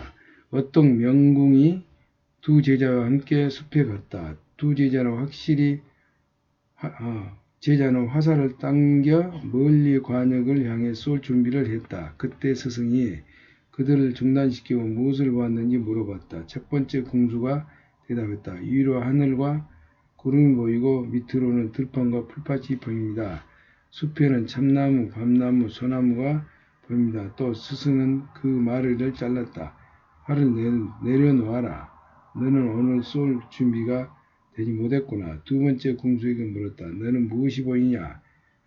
관역 중앙에 있는 점 외에는 아무것도 보이지 않습니다. 그럼 활을 쏘아라.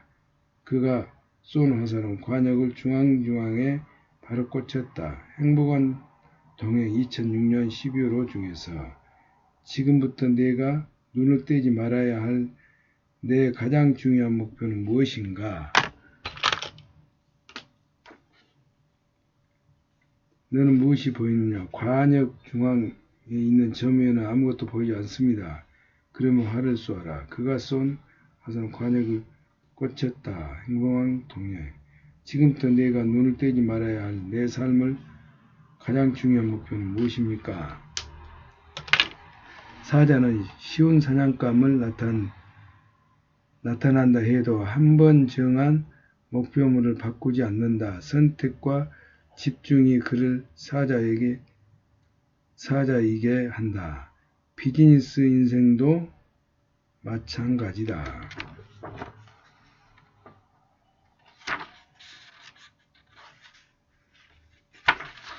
한 발 더 나아가라. 그 한 발의 차이로 승부가 결정된다. 포기하면 안 되는 경우가 두 가지 있다.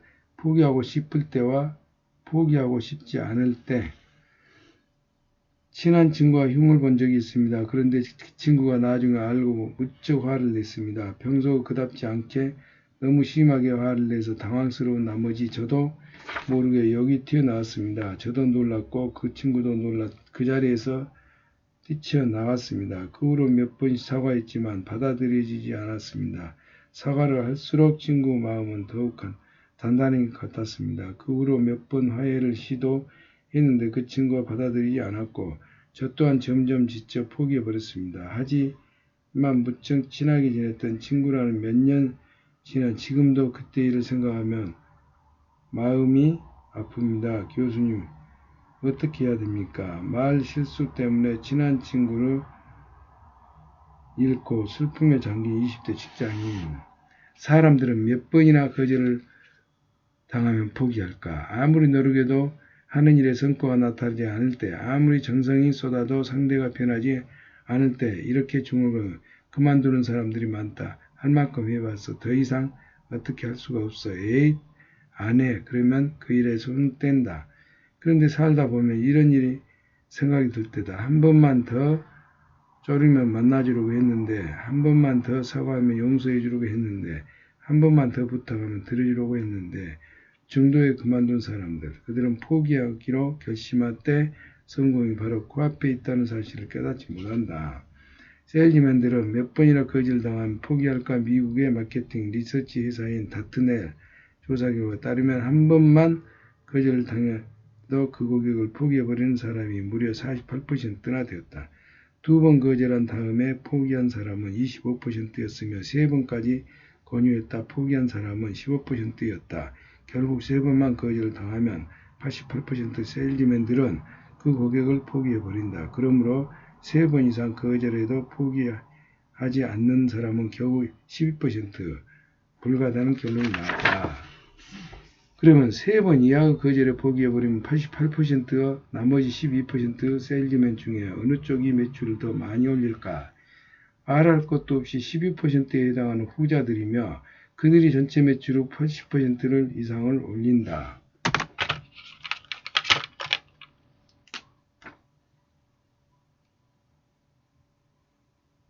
나머지 12% 세일즈맨 중에 어느 쪽이 매출이 더 많이 올까? 말할 것도 없이 12%에 해당하는 후자들이며 그들이 전체 매출의 80% 이상을 올린다.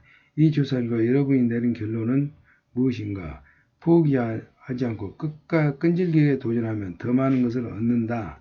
만약 이것이 여러분에게 내린 결론이라면 그것만으로는 부족하다. 그건 너무 뻔한 결론이기 때문에 생각하는 범위를 조금 더 넓혀 중도에 포기한 사람들과 계속 도전할 수 있는 사람들의 마음 깔려있는 심리적 메커니즘의 차이가 무엇인지 찾아야 한다. 대부분 사람들이 인간관계에서도 비즈니스에서 몇 번이고 시도해도 상대가 태도가 달라지지 않으면 앞으로도 변화가 없을 것으로 판단한다. 그래서 더 이상 노력이 무의미하다고 생각해 도전을 포기한다. 그러나 소수 차별화된 사람은 다르다. 난공불락의 요새처럼 요지부동의 상대방을 대할 때 포기하지 않고 계속 도전한다. 그들은 상대가 겉으로는 전혀 변화 없는 것처럼 보여도 시도할 때마다 그 내면에는 조금씩 변화가 일어날 것이라고 믿는다. 시도할 때마다 네 내면에 조금씩 변화가 일어날 것이라고 믿는다. 지속적으로 노력하면 반드시 언젠가 상대방 태도가 바뀌는 순간 임계점이 도래하고 임계점이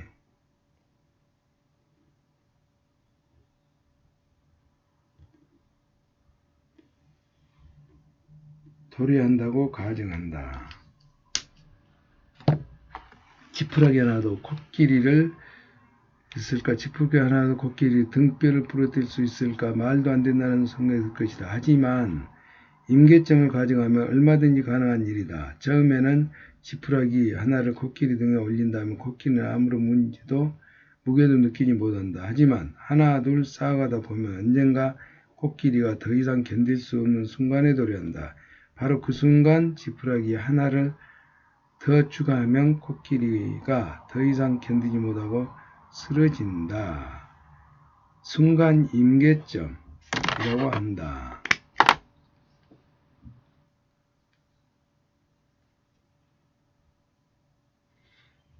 그 순간을 임계점이라고 한다.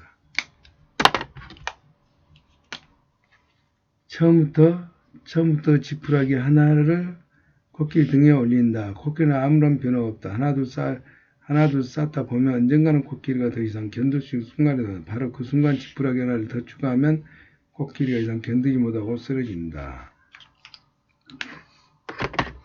전기교환을 움직이려면 물에 열을 가해 수증기가 만들어내야 한다. 섭씨 0도 물에 가기 시작하면 10도, 20도, 30도 아무리 열을 가해도 겉으로 보기에는 그냥 물일 뿐입니다. 99도가 될 때까지는 질적으로 아무런 변화가 일어나지 않는다. 섭씨 90도에서 섭씨 100도가 되는 그 순간 액체의 물은 그 순간적으로 질적 변화를 일으키는 기체가 된다.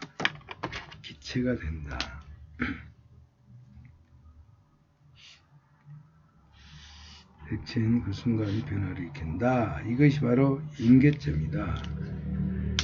히로시마에 투하했던 원자폭탄이 그 지역을 완전히 불바다로 만들었고 제2차 대전을 끝냈을 정도가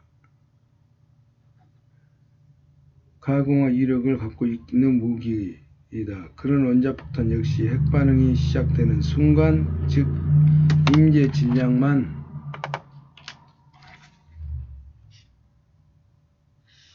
그 순간 임계 질량만 원자가 채워질 때까지 안전하다.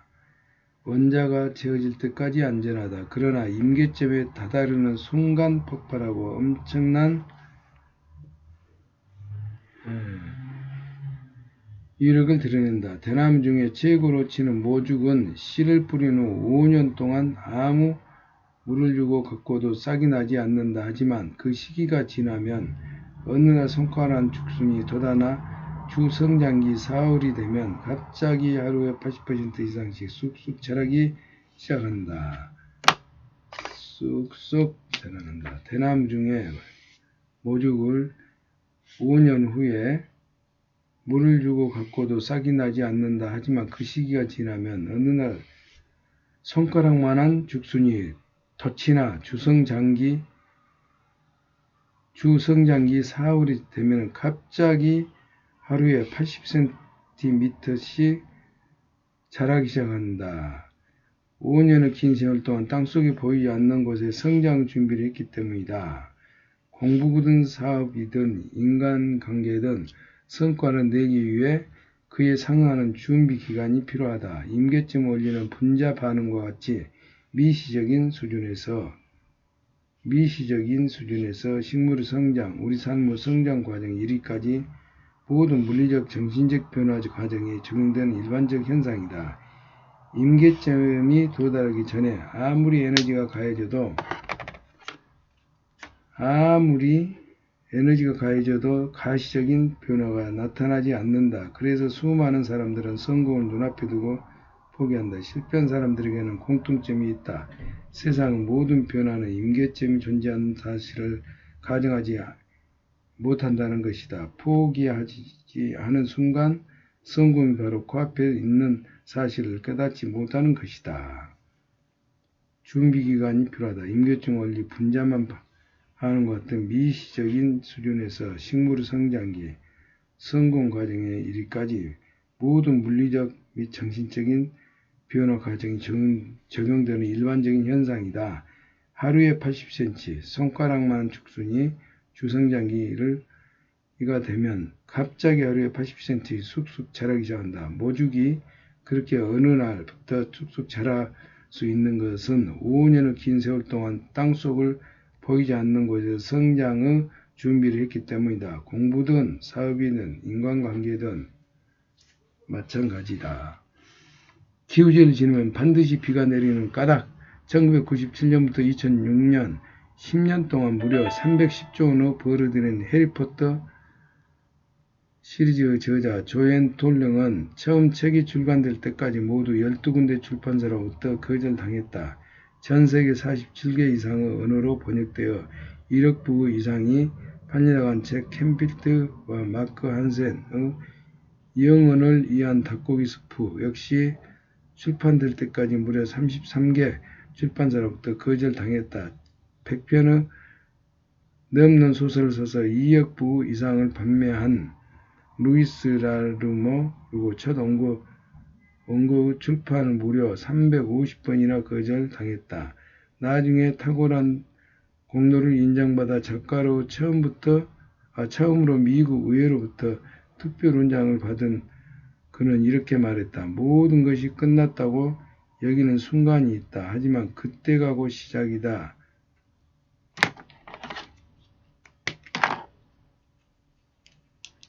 모든 것이 끝났다고 여겨지는 순간이 있다. 하지만 그때가 곧 시작이다.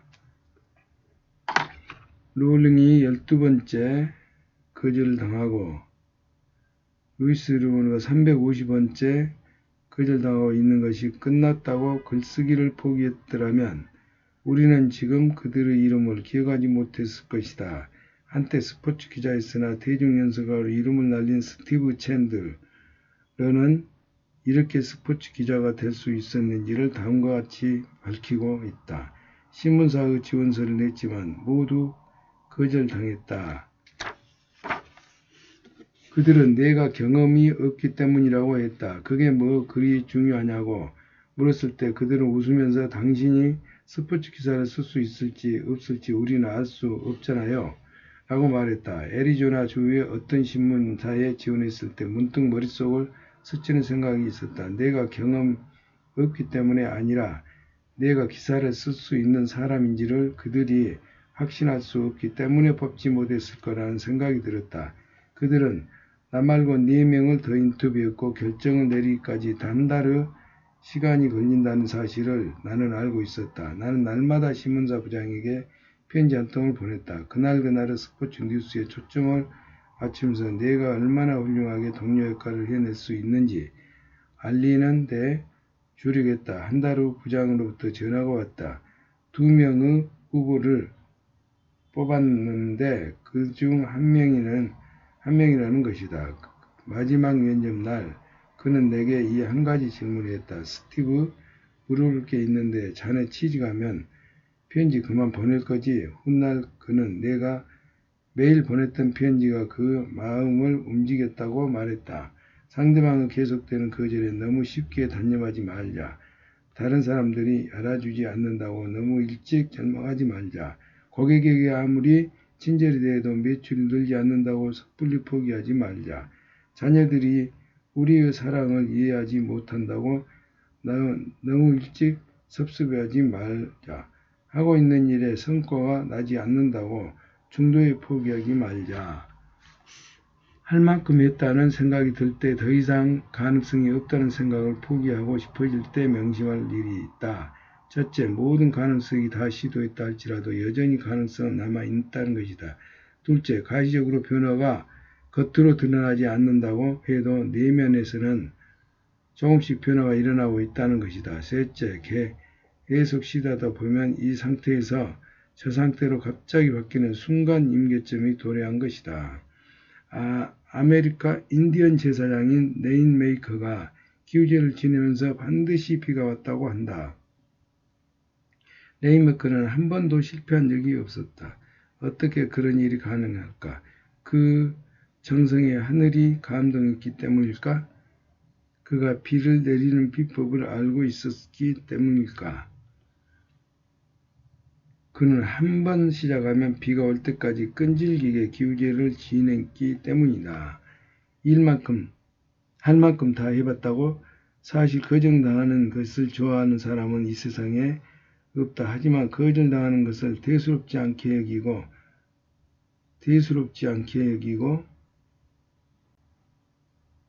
크게 상처를 받지도 않는 사람들이 있다. 그들은 거절의 상처를 받고 극도로 예민한 반응을 보이는 사람들과 다르다. 평균의 법칙을 알 수 있기 때문이다. 언젠가 졸업생 한 명이 찾아왔다. 그는 자동차 세일즈를 하는데 무척 힘들어했다. 지난 몇 주 동안 차를 한 대도 팔지 못했고 자신은 할 만큼 다 해봤는데도 너무 성과가 나지 않는다며 한숨을 쉬었다. 그래서 나는 그에게 설명했다. 평균 몇 번쯤 실패하고 난 다음에 계약이 성사되나? 글쎄요, 굳이 계산을 해보면 20번쯤 만나야 한데 팔 수 있는 것 같아요. 나는 그에게 이렇게 말해줬다. 20번씩이나 거절을 당한다고 생각하면 무척이나 괴로울 테지. 하지만 평균 20번 시도 끝에 한 번에 성공한다고 하면 거절을 당할 때마다 계약이 성사됐을 때 얻는 수입의 20분의 1씩 벌고 있다고 생각해 보면 어떻겠나. 이거의 평균의 법칙이다. 나는 그에게 말했다. 20번씩이나 거절 당한다고 생각하면 무척이나 괴로울 테지. 하지만 20번씩 시도 끝에 성공한다고 하면 거절 당할 때마다 계약 성사될 수 있는 수입의 20분의 1씩 벌고 있다고 생각해 보면 어떻겠나. 이것이 평균의 법칙. 언젠가 졸업생 한 명이 찾아왔다. 평균 몇 번쯤 실패하고 난 다음에 계약 성사. 글쎄요, 굳이 계산한다면 20번쯤 만나야. 세일즈맨으로 출발해서 동기부여 명강사로 일하고 있는 리사 하메스는 이렇게 했다. 가만히 생각해 보니 고객 10명을 만나는 그들 중 한 사람 비율을 $200짜리 물건을 샀습니다. 10대 잃은 것이죠. 그 후 나는 고객들에게 전화를 해서 그들이 싫어요 라고 거절하면 순간마다 와 $20 벌었다. 속으로 외쳤다. 한 건의 성사에 10만원의 수수료가 받으려면 고객에게 전화 10번을 해야 한다고 치자. 그러면 전화 한 통화는 만 원의 가치가 있다. 거절 당할 때마다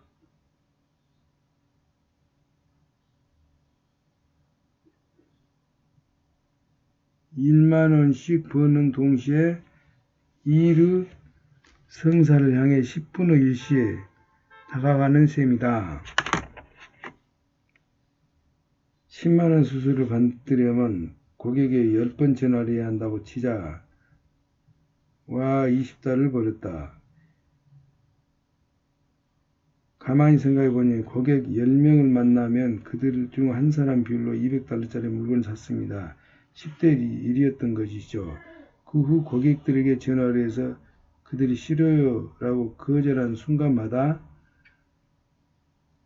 그러면 전화 한 통화를 하면 1만원의 가치가 있다. 거절 당할 때마다 만원씩을 버는 동시에 일의 성사를 향해 10분의 1씩 더 다가가는 셈이다. 어느 날 대학생이 아들 평소보다 일찍 집에 들어왔다고 나는 막 산책을 나가는 참이었는데 아이와 함께 산책을 한 지도 오래된 것 같다. 이렇게 말했다.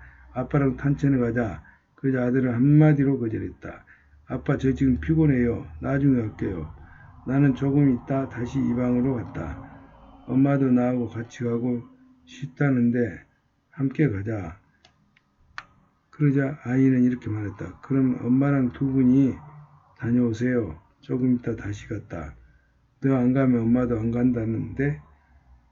아이 참 오늘은 가기 싫은데 나중에 갈게요. 다시 한번 묻다. 이런 기회가 항상 있는 건 아니다. 지금 안 가면 틀림없이 나중에 후회하게 될 거다. 지금 4학년이 되니까 금방 졸업하고 그러면 취업하고 그러다 보면 장가 가고 언제 엄마 아빠가 너 이렇게 셋이서 오붓이하게 산책을 가겠니? 그러자 아들이 말했다. 걱정 마세요. 조만간 그런 기회를 만들게요. 나는 조금 있다 또다시 갔다. 야 아빠가 10,000원 줄게. 아들은 어이가 없다는 듯이 웃으며 이렇게 말했다. 아빠도 참 제가 돈 10,000원 때문에 가겠어요? 지금 용돈도 남아있어요. 그래서 난 이렇게 시작해야 했다. 그럼 우리 산책하고 오다 처음부터 생맥주집 생겼던데 거기서 맥주 한잔 하고 오자. 그제 아이는 체념한 듯 알았어요. 가요. 하고 따라 나섰다. 마지못해 따라선 같지만 결코 못마땅한 표정이 아니었다.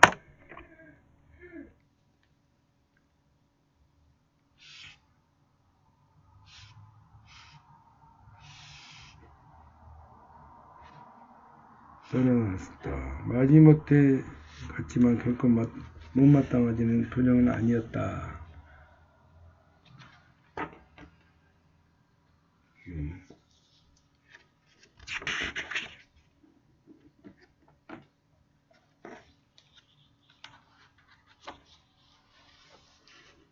왜요? 탈이 없잖아.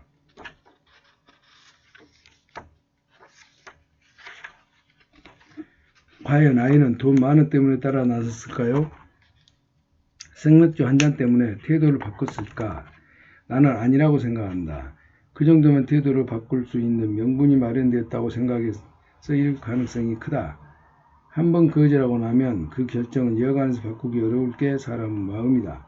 사람은 누구나 일관성을 유지하고자 하는 본성이 있기 때문이다. 자기 생각을 쉽게 바꾸려면 줏대가 없는 사람이거나 변덕쟁이,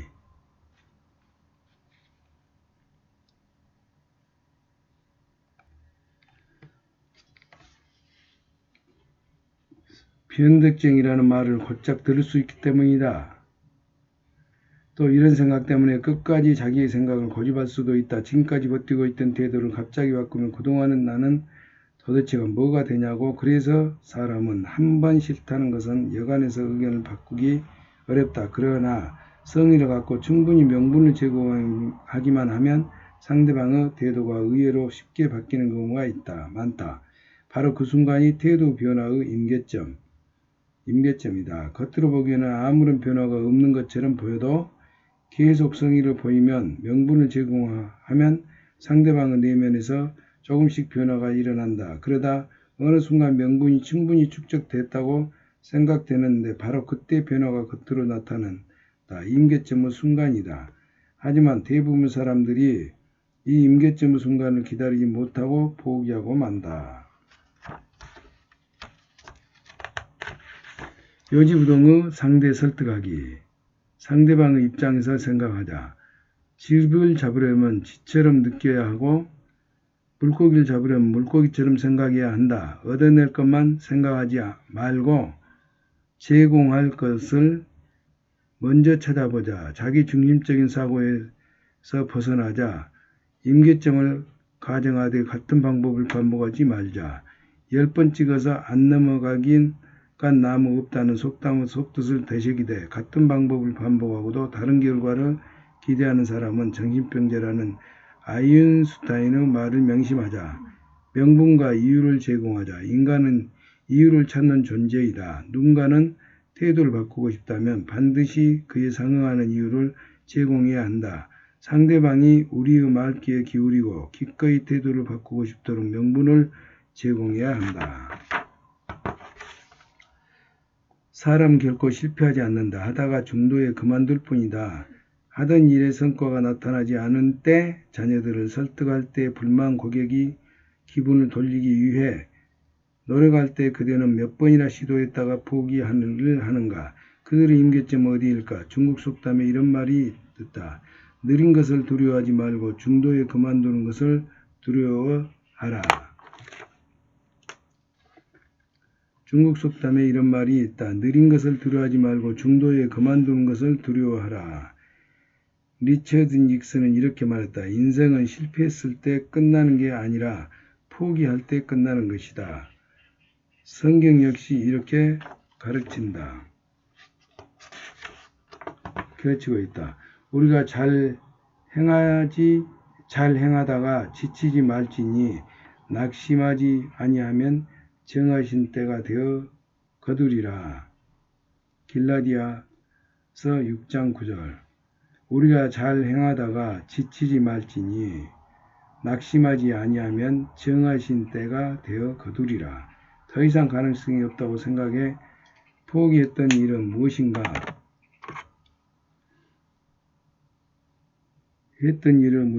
포기했지만 임계점을 가정하고 다시 도전해야 할 일은 무엇인가? 할 만큼 했기 때문에 더 이상 해봐야 소용이 없다고 생각해 포기했던 일 한 가지만 찾아보자. 그런 상황에서 끝까지 포기하지 않고 도전해서 원하는 것을 얻는 사람들이 있다. 그들은 나와 어떤 점이 다른가? 그동안 설득하기를 포기했던 사람 한 명이 골라 그에게도 임계점이 있다고는 것을 가정하고 그들이 변화시킬 수 있는 방법을 찾아보자.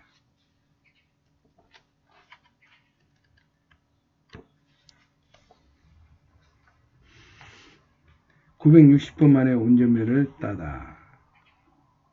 전북 완주에 사시는 69세 할머니 한 분이 64세 때 운전면허 시험에 도전해 5년 만에 2010년 4월에 드디어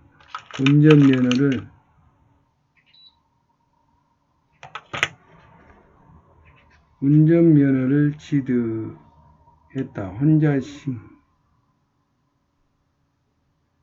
혼자서 함께 쩍쩍해서 인자 여기서 놀러갈 수도 없고 함께 동물원에도 가고 딸네 집에도 가고 아들네 집에도 가고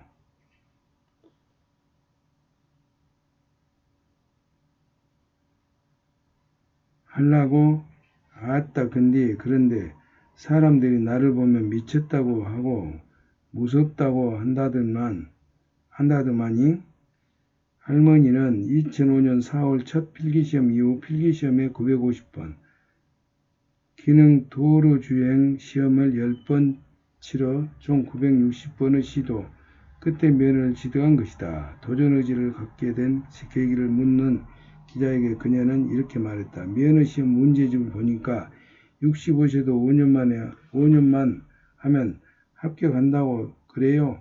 그래서 계속 봤지. 진짜 딱 5년 만에 땄잖아. 주말과 국경일을 제외하고는 매일 시험을 보러 다녔지만 점수는 3에서 50점 넘지 못했다. 차비만 매주 12만 3천원 꼴. 인지대가 해당 6천원씩 지금껏 960만원 정도 들었다고 한다. 잡곡이나 쑥을 뜯어 시장에서 파는 할머니는 비용을 마련하기 위해 아파트 청소 등 투잡까지 했다고 한다. 이제 차를 사는 게 순서라고 할머니의 이름은 공교롭게도 차사순이었다. 한국일보 2010년 5월 7일자. 이 할머니처럼 내가 간절히 원하는 것은 무엇이고 나는 그것을 위해 몇 번이나 도전해볼 생각인가.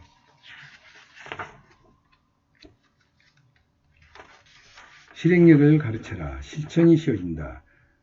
허리를 굽혀 다른 이들이 일어서도록 도와주려면 자신도 일어설 수밖에 없다. 로버트 이안 시모어. 샤워를 방금 마친 기분으로 교수님께 메일을 씁니다.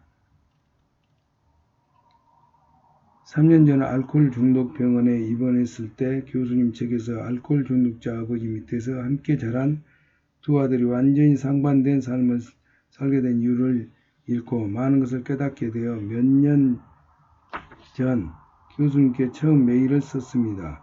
그동안 저는 성실하게 치료를 믿고 마침내 퇴원하게 되었습니다. 하지만 완전 금주가 가능하다는 치료진과 제 자신의 믿음은 얼마 안 가서 또다시 입원하면서 완전히 무너졌습니다. 그리고 입퇴원을 반복하면서 자살을 시도한 적도 몇 번 있었습니다. 그러나 이젠 정말 달라졌습니다. 36세의 늦은 나이지만 사이버대학에 입학했습니다. 그리고 과대표와 학생회 부회장을 맡았습니다. 일 때문에 술자리를 2차, 3차 가도 이제는 술을 이겨낼 수 있습니다. 들여다보니 다른 사람에게 술 끊는 방법을 가르쳤던 게 제가 술을 끊는 데 가장 큰 도움이 됐습니다. 알코올 중독으로 극복한 30대 남성. 저는 결국 술 때문에 죽게 되었죠. 어느 날 알코올 중독자가 깨어난 빌이 의사에게 물었다. 저는 결국 술 때문에 죽게 되었죠. 의사가 진지하게 대답했다. 빌, 안타깝게도 이제 얼마 남지 않았어요. 그렇군요. 기분 전환을 위해 딱 한 잔만 마시고 싶은데요.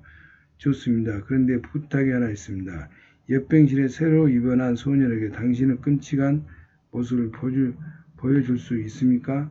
그에게 겁이 져서 다시는 술을 마시지 않게 하려는 겁니다. 받은 빌은 순순히 동의했다. 그리고 소년을 찾아가 술을 왜 끊어야 하는지 진지하게 설명하기 시작했다. 그는 자신의 말에 스스로 감동했다.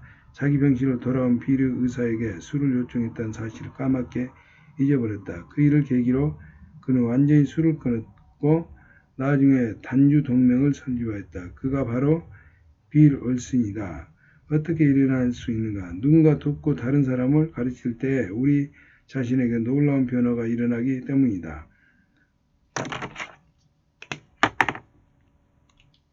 누군가를 돕고 다른 사람을 가르칠 때 우리 자신에게 놀라운 변화가 일어나기 때문이다.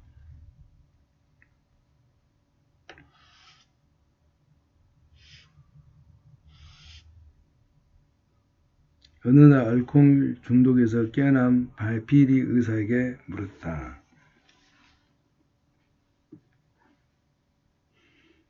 완전금주가 가능하다고 치료진과 제 자신을 믿은 얼마 안 가서 또다시 입원하게 완전히 무너졌습니다.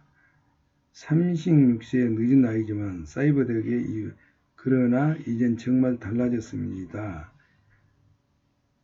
그리고 과 대표와 학생 부회장을 맡았습니다. 이 일 때문에 술자리를 2, 3차까지 가도 이제는 술이 이겨낼 수 있습니다. 돌아보니 다른 사람을 술 끊는 방법을 가르쳤던 게 제가 끊는 가장 큰 도움이 된 것 같습니다. 도움이 됐습니다. 남을 도우면서 도움을 받고 누군가 가르치면서 더 많이 배우게 되는데 거기는 몇 가지 이유가 있습니다. 첫째, 가르치는 과정에서 노하우를 더 많이 터득하기 때문이다.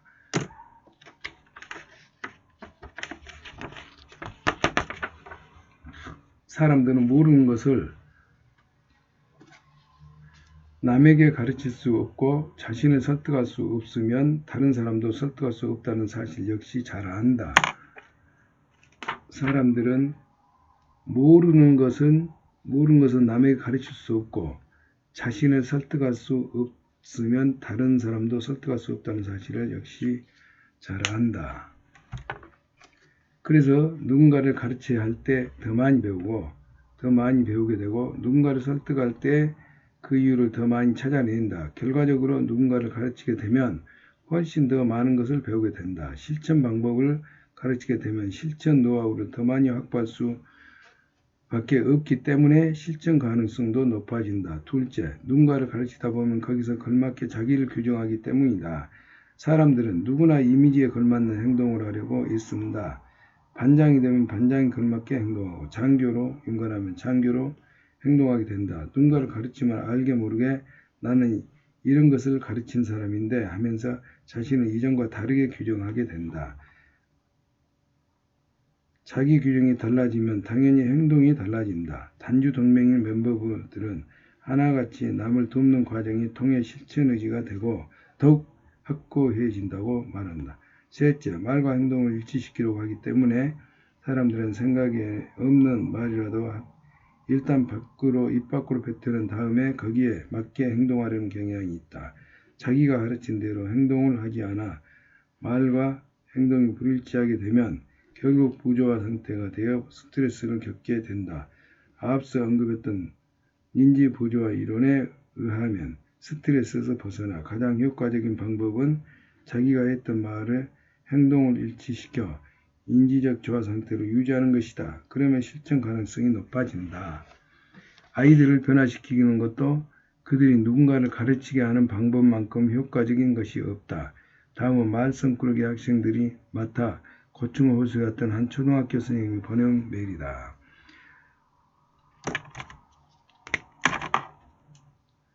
아이를 변화시키는 것도 그들이 누군가를 가르치게 하는 방법만큼 효과적인 것이 없다. 사람들이 누구나 이미지에 걸맞게 행동하려는 거 애쓴다.